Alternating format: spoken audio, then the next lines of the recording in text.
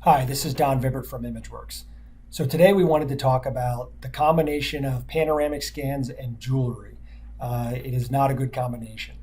Um, and while I think most dental professionals understand that jewelry should be removed from a patient when they're taking a panoramic scan, there's a more subtle impact that many times is not well understood. So, for instance, a scenario that we come across from time to time is a staff member who understands that they should have the patient remove the jewelry. However, it's inconvenient for the patient, and in the back of their mind, they may think that the impact to the image is not going to be that dramatic because it's really not anywhere near the anatomy that the doctor is going to be interested in.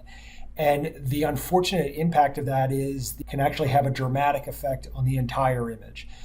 So today we wanted to actually explain that a little more clearly, and hopefully this is something that might help your dental staff understand the impact that this can have on the overall panoramic image.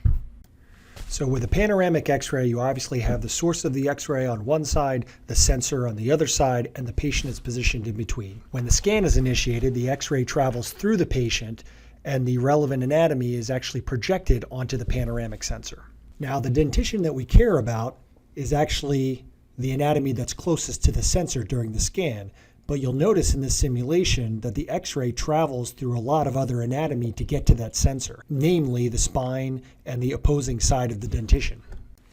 Now let's see what that scan looks like on a patient with earrings. As the scan starts on the patient's left-hand side, the earring on the left-hand side shows up, and it's pretty obvious because it's in focus. However, as the scan continues, it's the earring on the opposing side that then gets projected onto the sensor. The opposing projection of the high-density material is sometimes referred to as a ghost artifact, and it can be much more damaging to the overall image.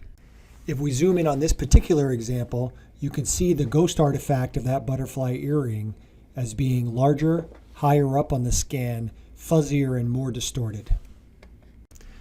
As it continues its scan, you'll notice that the exact same thing will happen on the opposite side. You'll see the direct image of the earring, and you'll also see the ghost artifact of the earring on the opposing side. So the key takeaway here is that the ghost artifacts can actually have a twofold effect. One is many times they can be right in the midst of the key anatomy. But secondly, because those pieces of jewelry may be outside the focal plane of the panoramic scan, they show up as projected, distorted, and fuzzier, and therefore they may be less obvious that they are in fact an artifact. So we looked at an example with very large butterfly earrings. Imagine an example where it's just a simple stud earring. That's a lot more subtle and in fact may not be recognized as an artifact. So we hope this was useful. Of course, if you have any questions, don't hesitate to give us a call.